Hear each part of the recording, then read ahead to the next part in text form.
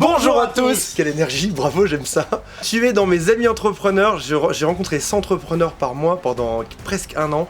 Tu es celui qui est le plus minimaliste de ceux que je connais, dans les tâches que tu fais, dans ta façon de faire, même dans ton quotidien, dans tes valises, dans tout. T'es parti pour faire d'ici peu un tour d'Europe et plus si affinité. Exactement, je vais me lancer en digital nomade. Bravo. Donc je pars juste avec mon ordinateur et c'est parti. J'aimerais qu'on découvre dans cette vidéo aujourd'hui qu'est-ce que tu fais, comment ça fonctionne, comment est-ce que tu as réussi à réduire tout ce que tu fais au quotidien pour être le plus efficace possible. Qu'est-ce que tu prends dans tes affaires pour partir, pour avoir cette jolie vie de rêve que tu as aujourd'hui. Bien sûr. Allez, je vous raconte tout ça. On en parle dans cette vidéo. Jingle.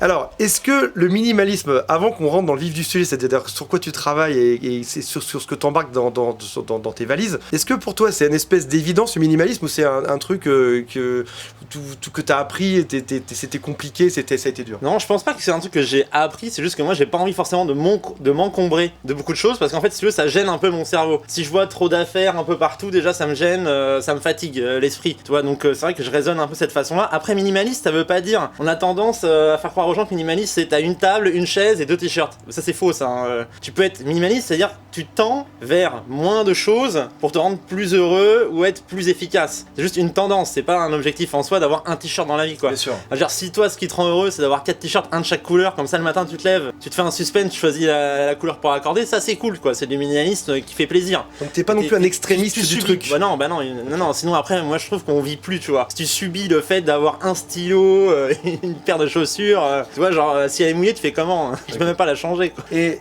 ça se ressent aujourd'hui dans ce que tu fais. Par exemple si on vient chez toi, alors là t'es en train de quitter ton appartement, mais si on vient chez toi il y a peu d'objets qui sont tous très efficaces, qui ont tous un sens. Si on regarde un peu ton business aussi, dont on reparlera juste après, dans ton business t'as aussi peu d'interactions, enfin des interactions très choisies avec les gens avec qui tu travailles aujourd'hui, et tout ça c'est volontaire, et ça c'est travaillé dans le temps. Exactement, c'est quelque chose qui au début n'était pas forcément aussi perfectionné si tu veux, dans le fait que ce soit vraiment... On va peut-être parler plus d'optimisation que de minimalisme, mais ça revient un peu au même, c'est-à-dire qu'en gros pour la même tâche, au début bah, tu fais toi tout seul, tu galères etc, t'en as pour 3 heures, je veux dire. Moi j'en ai une tâche que je faisais 3 heures au début, maintenant il me faut peut-être une demi-heure. Donc la grande question c'est comment tu passes de 3 heures à une demi-heure. Donc déjà tu te perfectionnes, et déjà dans cette tâche-là, il y a peut-être des sous-tâches, des micro-tâches qu'il faut sous-traiter, ou faire différemment, ou même ne pas faire, ou même ne plus faire. Donc des fois on s'impose aussi à faire des choses, tu vois, qui en fait juste ça sert à rien. En fait, t'as un exemple concret? Non, j'ai pas d'exemple, mais moi j'ai une phrase que j'aime bien, c'est on dit souvent le mieux est l'ennemi du bien. Donc souvent les gens disent oui mais pour faire ça bien à 100%, faut que je fasse ça. Ouais mais en fait s'il te faut 3 heures, peut-être si t'enlèves 10%, tu passes peut-être à 2 heures déjà. Tu vois ce que je veux dire? Souvent on se fatigue la tête sur des choses ou des contraintes mais qu'on s'est mis tout seul. Les autres ils ne le savent pas. Tu vois cette vidéo, en vrai on pourrait passer l'après-midi ou à la perfectionner, ou passer 2 jours à faire 2 jours de tournage tu vois. Donc toi-même t'as appris et on va passer un temps optimum réduit parce qu'on apprend et qu'il y a des choses où on veut faire au max, le plus beau, le plus affiné, et en fait on n'a pas... Tu te rends compte que finalement ça change pas ta vie, ça change pas ton business, t'es ni plus heureux ni moins heureux, ni plus riche ni moins riche à la fin. Donc pour moi ça sert à rien, ça tu peux le faire sauter. Et clairement bah, si sur cette tâche de 3 heures déjà tu gagnes 1 heure, après il y a peut-être des micro-tâches que finalement soit des micro-tâches où t'es mauvais dedans ou que t'aimes pas.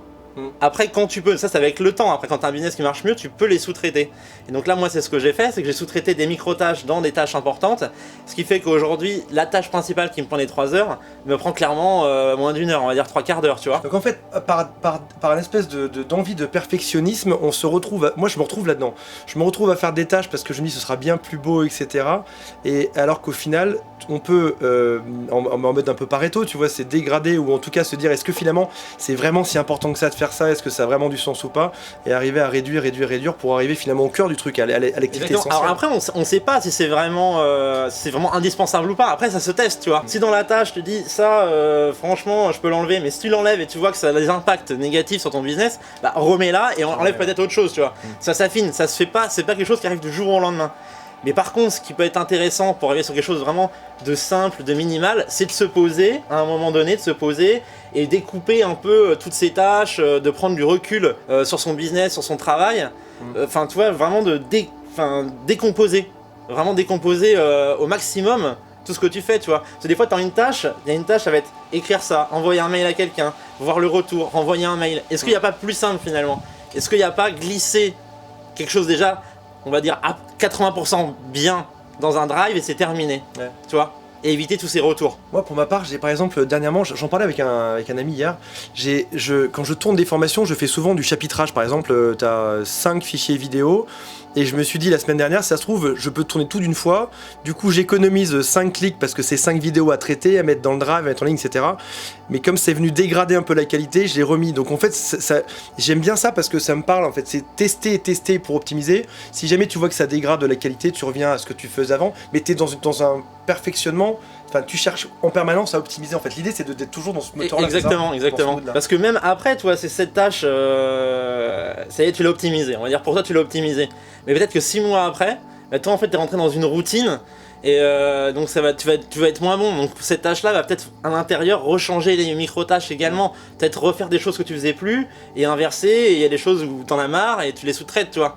Donc c'est jamais figé en fait. Il y a pas genre un modèle parfait qui peut s'adapter toute la vie. Je pense qu'en fait, faut garder à l'idée que tout est évolutif à l'intérieur d'une tâche principale. Il y a quelque chose qui m'épate vraiment chez toi, c'est tu travailles avec parfois des prestataires, parfois des équipes, ou parfois des gens qui sont externes à ton boulot, et tu arrives à réduire le nombre d'interactions avec eux, ce qui dans ma tête... Alors, on va le détailler le truc, mais dans ma tête c'était impossible parce que les gens avaient besoin de parler ou de communiquer souvent, et tu t'es dit finalement pourquoi ne pas traiter par email ou juste par message et quasiment d'interdire la voix, ce qui peut passer pour un asile du minimalisme en fait. Mais est-ce qu'on peut en parler de ça? Non, mais bien sûr, mais après c'est une façon de... Moi j'ai pris le choix de travailler avec des gens uniquement par mail. Sans les appeler. C'est-à-dire que je ne les vois pas, je connais leur nom, leur prénom, on communique uniquement par mail. Alors après, bien sûr, t'as des ratés, t'as des loupés, t'as des bugs. Mais par mail, si t'écris bien les choses, t'es assez carré dans la procédure, etc., enfin, ça te permet aussi de borner les choses. Après, bien sûr, tu peux avoir des retours. Mais une fois que tu as trouvé une personne qui te convient bien... tu parles plus, tu communiques au minimum. Voilà, tu communiques au minimum. Moi, maintenant, là, tout à l'heure, j'ai fait « Ok, paiement envoyé, bon week-end ». C'est tout. Enfin, il y avait 2 lignes, quoi. Ouais. On s'est bu une bière par email la semaine dernière. Non, je plaisante. Merci mais Zoom. C'est intéressant, merci Zoom.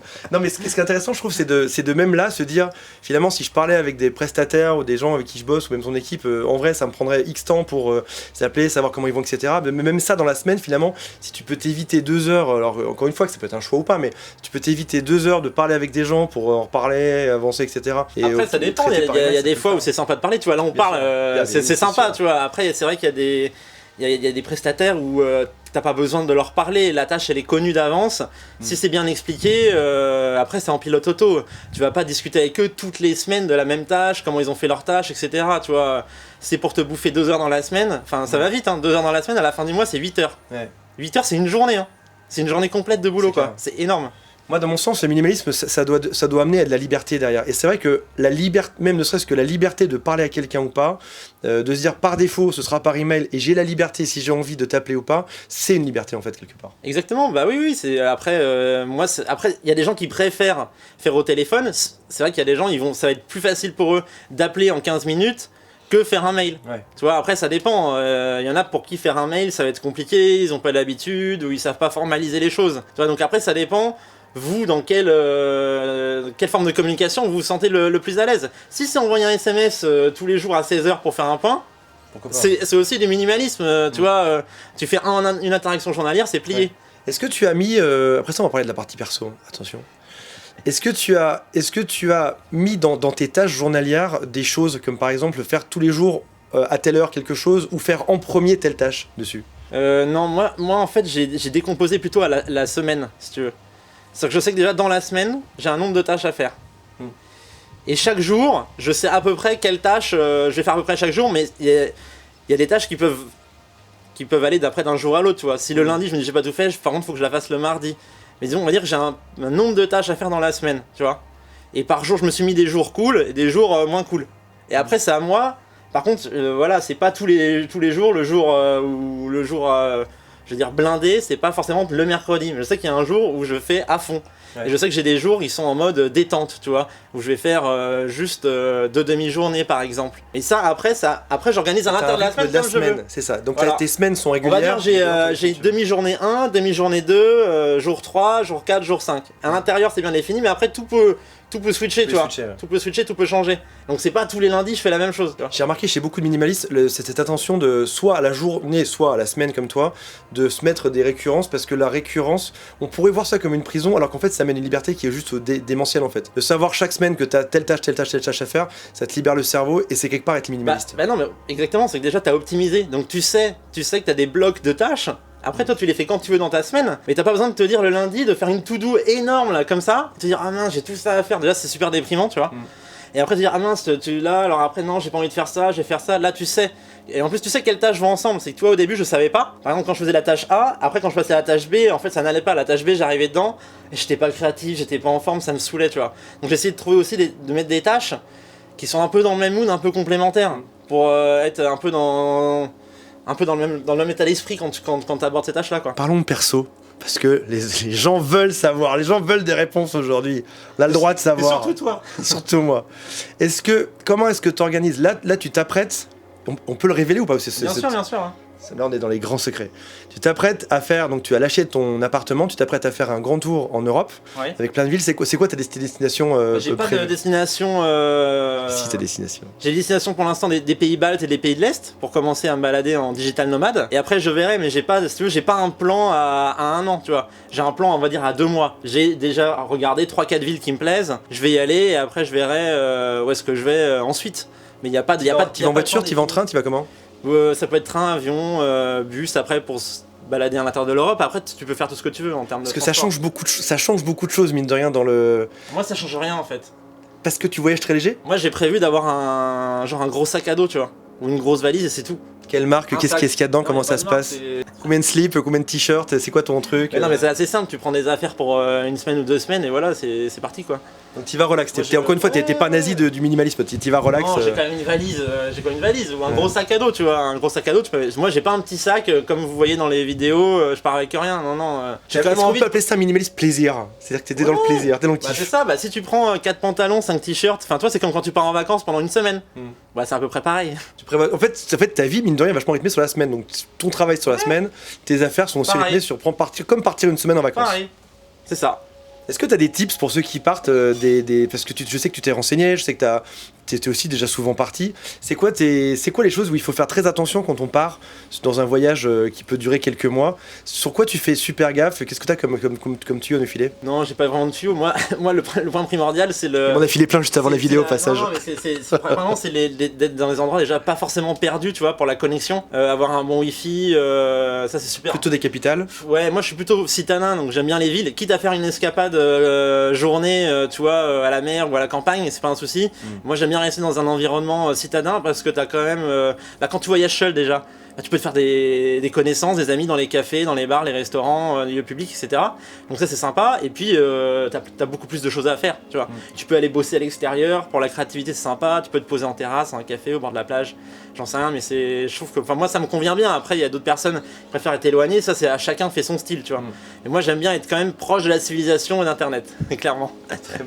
Très bon choix. Où est-ce qu'on peut te retrouver? Est-ce qu'il y a un site où ça va arriver? C'est pour plus tard? Alors il n'y a pas encore, mais il va y avoir une chaîne YouTube qui va sortir prochainement. On peut pas dire le nom. On peut pas dire le nom, c'est secret. On se reverra à ce moment-là, je pense. Si jamais tu kiffes le minimalisme, si jamais t'as envie d'avoir la vie de tes rêves, si jamais t'as envie d'avoir de la liberté, je viens d'un monde où j'étais extrêmement opprimé dans un système très sédentaire, pas très heureux, salarié. Je suis passé dans un monde d'entrepreneurs heureux qui kiffent avec peu de choses. On est plutôt heureux quand même, je pense. On essaye, on y travaille, Si jamais ça te dit d'avoir des conseils, genre beaucoup de conseils sur le minimalisme, sur le business en ligne, sur comment faire pour réussir tout ça, finalement, à équilibrer le tout aussi, peut-être quand on a une famille, c'est dans la description. Juste en dessous, tu vas trouver, t'as un petit triangle, faut cliquer dessus, t'as une newsletter, et dedans je te donne toutes les infos.